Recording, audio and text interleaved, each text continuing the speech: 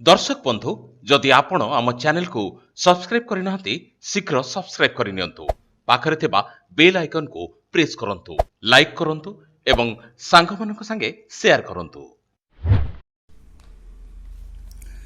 Welcome everyone प्रसाद academy को आपण मानकु स्वागत। मु आपणकर जीएस बा जनरल स्टडी ट्यूटर पिला माने आपण जानिछंती कि आमर कॉम्पिटिटिव एग्जाम रे जीएस सबुठु वाइटल रोल प्ले करे। जहार जीएस स्ट्रांग सेई माने ही केवल एग्जाम क्लियर करिवारे प्रायतः सफल होंदी।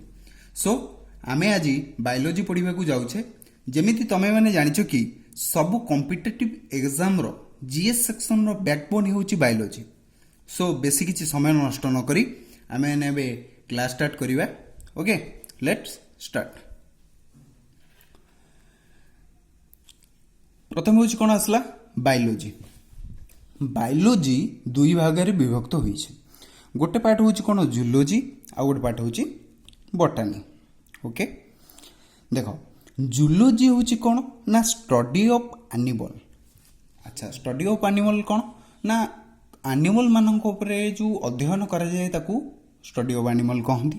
एनिमल उपरे जहाँ भी आमे पढ़ती जहाँ भी रिसर्च करती ताकू कौन कह जाए ना जूलॉजी। ओके, अनदर पार्ट होची कौन बॉटनी, स्टडी ऑफ प्लांट। जो उद्भिद अच्छी ता उपरे रिसर्च करिया बा ता उपरे स्टडी करिया पई जहाँ भी अच्छी तो ताकू कहती कौन बॉटनी।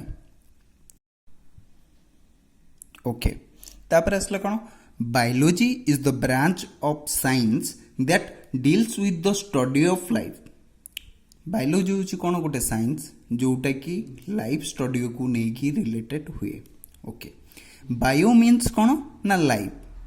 बायो मीन्स लाइफ आज पर ग्रीक वर्ड अनुसार बायो मीन्स होची कौन लाइफ एंड लॉजी मीन्स होची कौन लोगस बा स्टडी। ओके, तो फाइनली कहला कौन ना biology means study of life. बुझीगला। देन आसला कौन father of biology.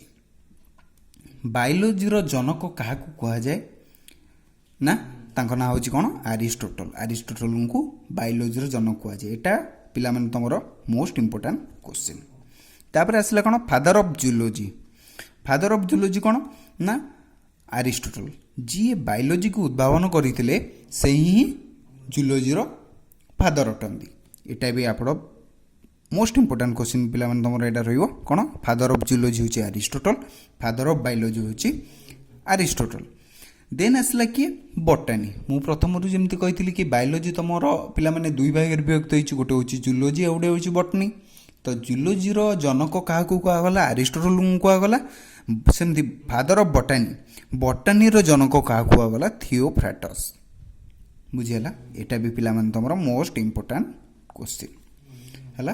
Father of botany के Theophrastus. Okay, the term biology was used in 1802।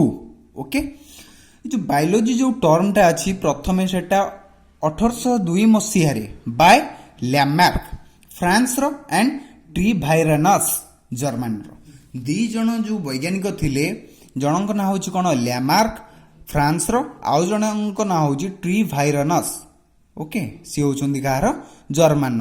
1802 मसीह रे से माने बायोलॉजी टर्म को उद्भावन करथिले।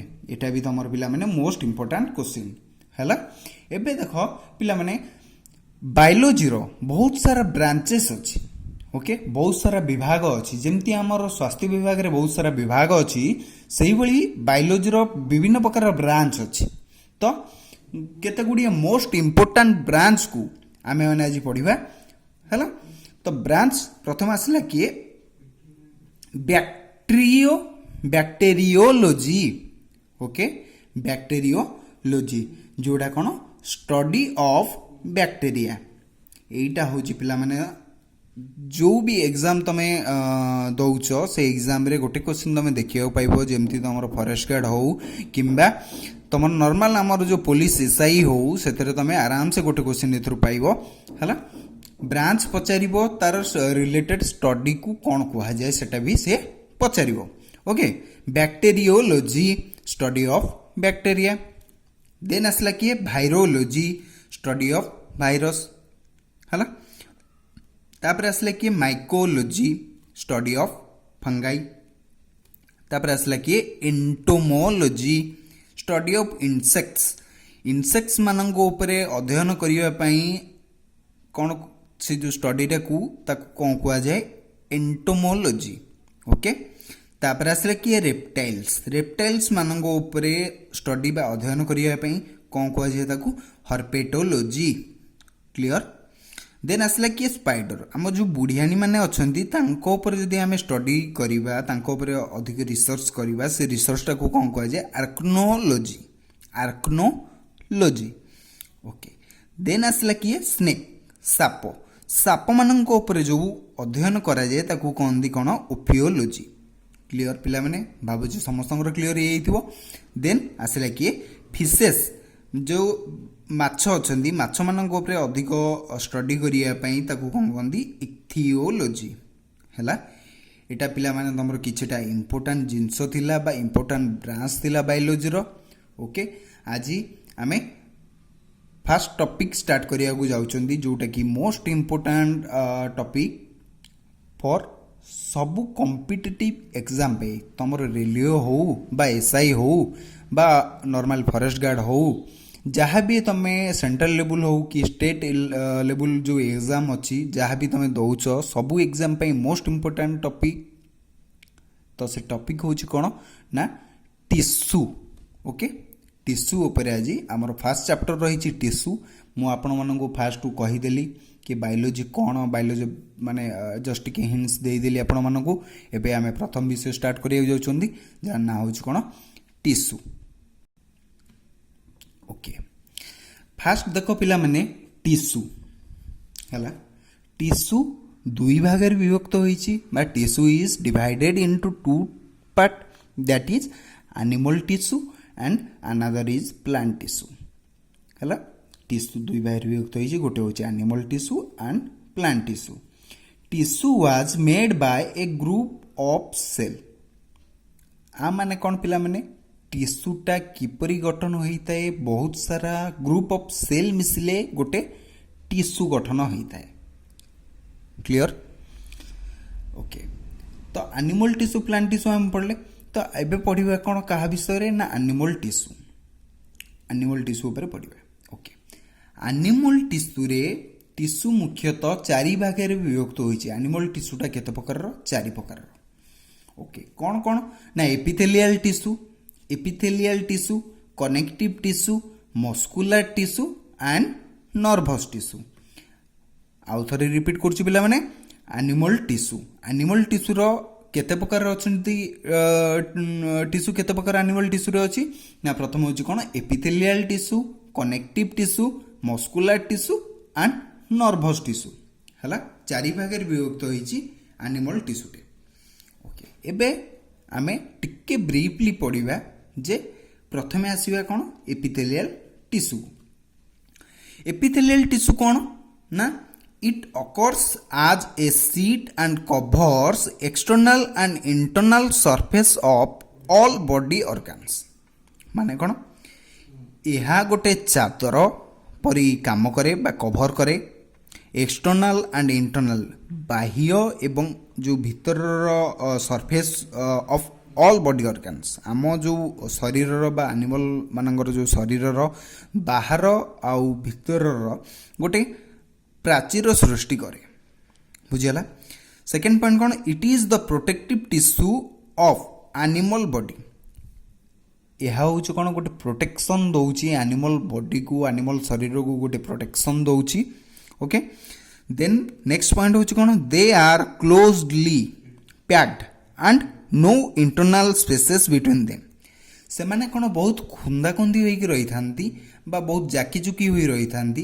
तांको भितरे कौनसी इंटरनल स्पेस न थाए बुझीगला एग्जांपल कौन ना स्किन बा चर्म जोटा एनिमल मानक उपरे हो बा आम मानकर जो चमड़ाटा अच्छी एटा कौन बाह्य जो आक्रमण बा बाह्य माने जितेबाला भी थर तुम गोटे गरम तेल पड़ुची तो यहाँ तुम चम उपरे पड़ुची चमर क्षति होची बट आम जो भितर जो अर्गान अच्छा बा भितर जो फ्लेश बा जहाँ भी आम भितर जो बडीटा को अच्छी बडीटा को बाह्य आक्रमण बा बाह्य जगत जो कौन भी आक्रमण हो बा कौन भी जहाँ भी गोटे सिचुएसन हो से आमको किए सेव करुच्ची ना एपिथेलियल टिश्यू ओके ओके पुणी ये जो एपिथेलियल टिश्यूटा केते भागर विभक्त होईची 4 भागर बा यह होची 4 प्रकार 4 types of epithelial tissue what are they ना squamous cuboidal columnar and glandular squamous cuboidal columnar and glandular जिनस पिला माने कौन ना तुमको यहाँ गोटे सहज उपाय जो 4टी अच्छी सहज उपाय तुम मैंने केमी मन रख मुझे कहीदे तुमको गोटे ट्रिकटा कहीदे squamous cuboidal columnar glandular okay squamous माने होची माने तमे मन कर तमे टायर्ड अछ स्क्वाश पी लो तमर जो चेस रो जो पट्टीटा सेटा केमती क्यूबॉइड टाइप रो चारिकोणिया टाइप रो तो स्क्वाश पी की क्यूबॉइडल पट्टी आनलो खेलिया पई हला खेली सारलो तमर रोसई घरे काम पड़े तुम छिड़ा होगी गल ग्राइंडर पाखु माने कौन squamous squash P low cuboidal हूँ कौन तुम जो चेस पालीटा आनल चेस पालीटा जो चारिकोणिया पाली बा लुडू पाली जहाँ भी तुम धर तो सेटा आनल चारिकोणियाटा क्यूबॉइडल कॉलुमनार छिड़ा हल जो बसी खेलुल से छिड़ा हल छिड़ा होगी ग्राइंडर पाखु गल छिड़ा हल माने गोटे कलम गोटे स्ट्रक्चर टाइप रो गोटे छिड़ा हल देखीच कलम सब एमती जो कहते घर पिलार उठेबे बा कलम उठेबे तो कलम गुरा एमती बोली तुम जानछ बुझीगला छिड़ा हल ग्राइंडर पाखु गल माने ग्राइंडुलर स्क्वामस क्यूबॉइडल कॉलुमनार ग्राइंडुलर हैला ए 4टा अच्छी 4टा मन रखिथिबो ओके नेक्स्ट कौन ना ग्राइंडुलर जो अच्छी ये जो again glandular epithelial is of 2 types glandular एपिथेलियलटा पिला माने तमरो 2 भागर विभक्त होईची जेमती तमरो नॉर्मल एपिथेलियल टिश्यूटा 4 भागर विभक्त हला कोन हला ना स्क्वामस क्यूबॉइडल कॉलुमनार एंड ग्राइंडुलर सही परि भाबरे ए जो ग्राइंडुलरटा पुनी 2 भागर विभक्त होईची कोन कोन ना exocrine gland and endocrine gland कौन कौन ना exocrine gland and endocrine gland बुझला एबे पढ़िबा कौन आमे का विषय पढ़िबा ना एक्सोक्राइन ग्लैंड विषय पढ़िबा ओके एक्सोक्राइन ग्लैंड कौन ना it is called duct gland यह को कौन कहा जाए ना गोटे डक्ट ग्लैंड कहा जाए हैला तापर सेकेंड पॉइंट आसला कौन it is present in A tube ये जो एक्सोक्राइन ग्लैंडटा कोटी प्रेजेंट अच्छी गोटे ट्यूब भितर प्रेजेंट अच्छी बुझीगला पुनश्च ये जो एक्सोक्राइन ग्लैंडटा फर्दर डिवाइडेड होईची केते भागरे ना 5 भागरे विभक्त होईची बुझीगला salivary sweat sebaceous ceruminous and lacrimal okay salivary gland sweat gland sebaceous gland ceruminous gland and lacrimal gland देखो प्रथम आसला कौन सालाइभारी ग्लैंड माने कौन जार ओडिया होची कौन लाल ग्रंथि बुझीगला सालाइभारी ग्लैंड मीन्स लाल ग्रंथि ग्लैंड माने ग्रंथि सालाइभारी माने लाल तापर आसला किए स्वेट ग्लैंड माने कौन झाल ग्रंथि स्वेट माने होची झाल ग्लैंड माने होची कौन ग्रंथि देन आसला किए सेबासियस ग्लैंड बा ऑयल ग्लैंड को आउ कौन कहउचंदी आमे ना तैल ग्रंथि तापर आसला किए सर्मिनस ग्लैंड और सर और माने ईयर और माने मुझे तुम मन रखा कहूँ और सर्मी और आसुची जोटा और माने ईयर ओके नेक्स्ट आसला कि लैक्रिमाल ग्लैंड एटा होची कोन आखिर अछि ए जो ग्लैंड टा कोन आखिर अछि लैक्रिमाल ग्लैंड टा सर्विनास ग्लैंड अछि कोउटी ना कानरे अछि देन आसला कि सेबासियस ग्लैंड बा आकु कोन को जे तैल ग्रंथि ओके देन आसला कि स्वेट ग्लैंड झाड़ ग्रंथि देन आसला कि सालाइवरी तो नॉर्मली एमिति आपण माने मन रखि परिबे केमती लाळ झाड़ तेल कान आखि सालाइवरी स्वेट सेबासियस सर्मिनस एंड लैक्रिमाल आमे जेमिति पढ़ले एक्सोक्राइन ग्लैंड ओके आमे जो ग्रैंडुलर टिश्यूटा दुई भाग विभक्त होइतला गोटे कोन exocrine gland and endocrine gland तो एक्सोक्राइन ग्लैंड आमे ऑलरेडी पढ़ी सारलेनी एबे पढ़िबा कोन ना endocrine gland it releases hormone directly into the blood or tissue of the body ए जो ग्लैंड टा एंडोक्राइन ग्लैंड टा तार काम कोन रहिला पिला माने एहा रिलीज करे कौन रिलीज करे बा क्षरण करे कौन क्षरण करे ना हार्मोन क्षरण करे कौन क्षरण करे हार्मोन क्षरण करे डायरेक्टली इनटू द ब्लड माने आम जो रक्त रे डायरेक्टली जो हार्मोन सब मिसे ताकू क्षरण करे किए एंडोक्राइन ग्लैंड और टिश्यू ऑफ द बॉडी आम शरीर रो जो हार्मोन सब रिलीज होची ताकू डायरेक्टली ब्लड सहित मिसेइबारे को ग्लैंड सहायक हुए ना endocrine gland it is ductless gland okay यह हूँ कौन डक्टलेस ग्लैंड ये जो एंडोक्राइन ग्लैंड टा फर्दर डिवाइडेड हेची केते भाग रे ना चारि भाग रे विभक्त हेची it is of 4 types okay या चारि भाग रे विभक्त हेची कौन कौन ना pituitary gland thyroid gland parathyroid gland and adrenal gland बुझियला पिला माने यह जो चारि भाग रे विभक्त हेची कौन कौन ना pituitary gland thyroid gland parathyroid gland and adrenal gland तो प्रथमे आसिला किए पिट्यूटरी ग्लैंड प्रथमे आसिला किए पिट्यूटरी ग्लैंड एबे आमे आ ऊपर टिके ब्रीफली पढिबा ताकि तम माननकु क्लियरली सब बुझियो okay okay pituitary gland it is also called hypophysis gland most important question which gland is called hypophysis gland एटा होची तम मानकर repeated question so most important question एटा को धरिनियो it is also called hypophysis gland बा the other name of pituitary gland is hypophysis gland okay next point कोन आसला ना it is first gland work after fertilization देख fertilization जेतो बळे माँ पेटरे गोटे भ्रूणटा सृष्टि हुए बा फर्टिलाइज हो सारा पर एटा होची प्रथम ग्लैंड जोटा कि से जो बेबीर बा से जो भ्रूणर प्रथम ग्लैंड रूपे को ग्लैंड काम करे ना पिट्यूटरी ग्लैंड बुझियला ओके नेक्स्ट पॉइंट होची कोन ना it is the smallest endocrine gland बुझियला it is the smallest endocrine gland जो एंडोक्राइन ग्लैंड भितरे जो चारिटा gland अछंती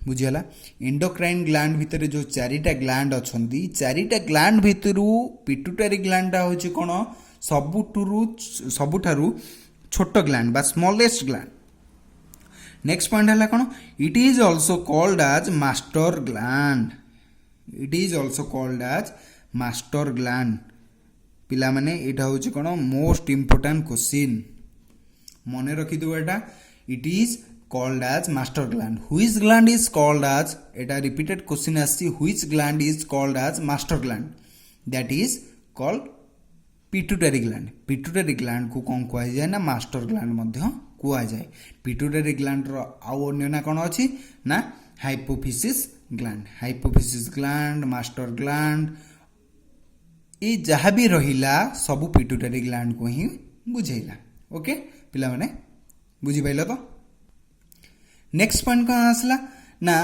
because it controlled practically all other endocrine gland.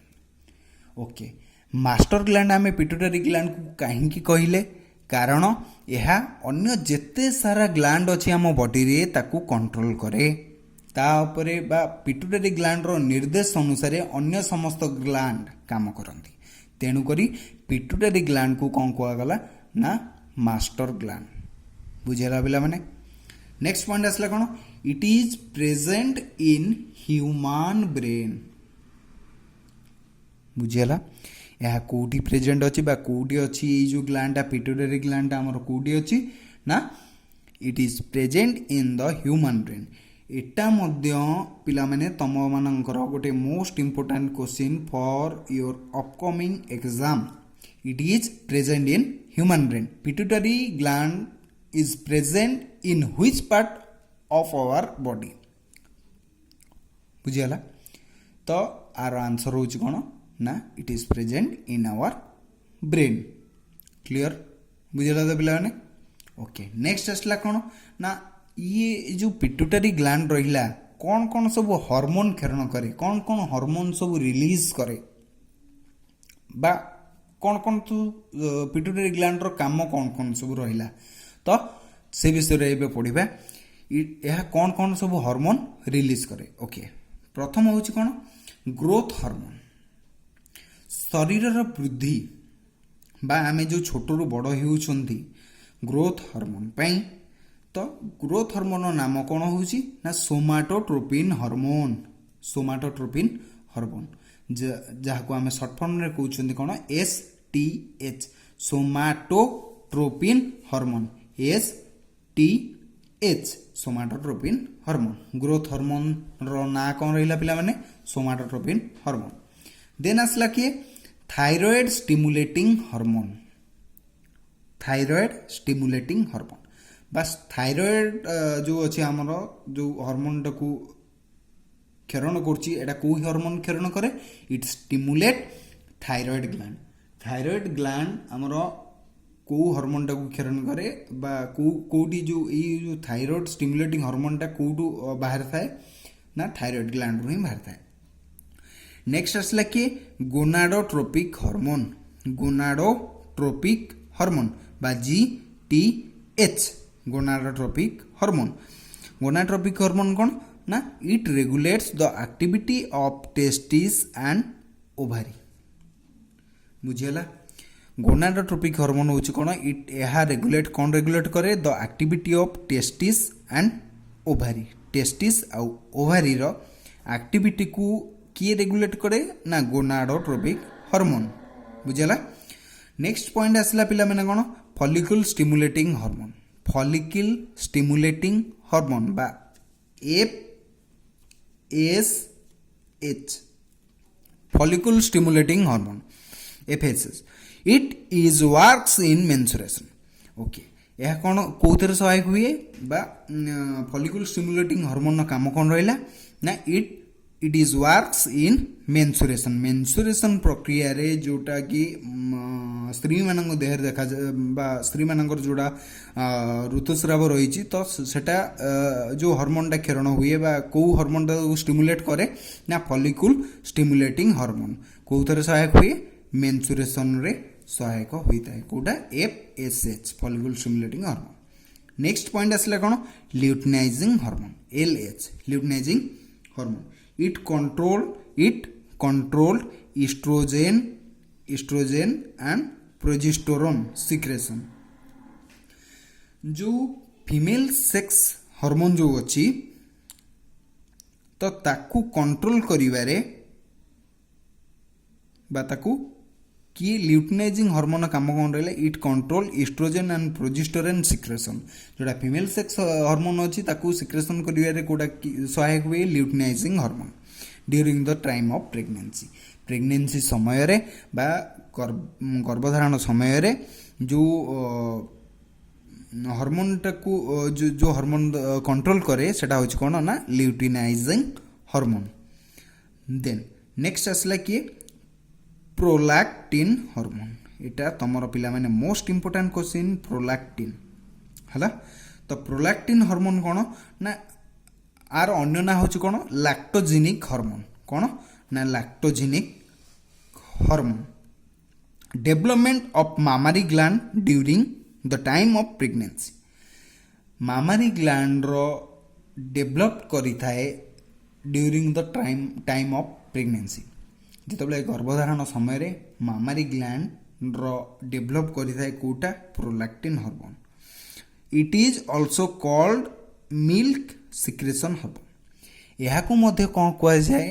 ନା ମିଲ୍କ ସିକ୍ରେସନ୍ ହର୍ମୋନ୍ କୁହାଯାଏ। କାହିଁକି ନା ପ୍ରୋଲାକ୍ଟିନ୍ ଯେଉଁ ହର୍ମୋନ୍ ଅଛି ବା ଲାକ୍ଟୋଜେନିକ୍ ହର୍ମୋନ୍ ଏହା କ'ଣ କରେ? ନା ଡେଭଲପମେଣ୍ଟ ଅଫ୍ ମାମାରୀ ଗ୍ଲାଣ୍ଡର ଡେଭଲପମେଣ୍ଟରେ ସହାୟକ ହୁଏ during the time of pregnancy. Pregnancy ସମୟରେ ମାମାରୀ ଗ୍ଲାଣ୍ଡର ଯେଉଁ ବୃଦ୍ଧି ଘଟେ ବା ଯେଉଁ ଡେଭଲପ ଘଟେ ତ ତାହା ଯେଉଁ ସେ ଯେଉଁ ଡେଭଲପଟା କାହା ଉପରେ ଡିପେଣ୍ଡ କରେ? ନା ପ୍ରୋଲାକ୍ଟିନ୍ ହର୍ମୋନ୍ ଉପରେ। ଇଟ୍ is also called as milk secretion hormone. Which, ଏଇଟା ତମର ପିଲାମାନେ most important question. Which hormone is called as milk secretion hormone? Which hormone is called as milk secretion hormone? That is କ'ଣ? ନା prolactin hormone ବା ଲାକ୍ଟୋଜେନିକ୍ hormone. ତମର ଦେଇଥିବ option ଭିତରେ ଯଦି ପ୍ରୋଲାକ୍ଟିନ୍ ଦେଇଥିବ ଦେନ୍ ତମେ ପ୍ରୋଲାକ୍ଟିନ୍ ଚୁଜ୍ କରିବ। ଯଦି ଅପସନ୍ ଦେଇଥିବ ଲାକ୍ଟୋଜେନିକ୍ ହର୍ମୋନ୍ ଦେନ୍ ତମେ ଲାକ୍ଟୋଜେନିକ୍ ଚୁଜ୍ କରିବ। ଓକେ, ଦେନ୍ ଆସିଲା ପିଲାମାନେ କ'ଣ? ନା ଅକ୍ସିଟୋସିନ୍ ହର୍ମୋନ୍। ପିଲାମାନେ କ'ଣ ଆସିଲା? Oxytocin hormone. ଏଇଟା ହେଉଛି ପିଲାମାନେ ତମର କ'ଣ ସବୁ ଏକ୍ଜାମ୍ ପାଇଁ most important question. Oxytocin hormone. It is called as birth hormone. Which hormone is called as birth hormone? Then your answer will be oxytocin hormone. Okay? Which hormone is called as birth hormone? Then your answer will be oxytocin hormone.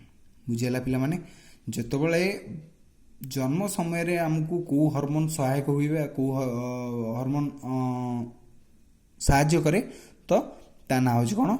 Oxytocin hormone. तो पिला माने जदि आजर class T तुम मन को भल लगी तेबे लाइक शेयर एंड सब्सक्राइब करने को भूलनी प्रसाद एकेडमी चैनल को। And thank you, good night.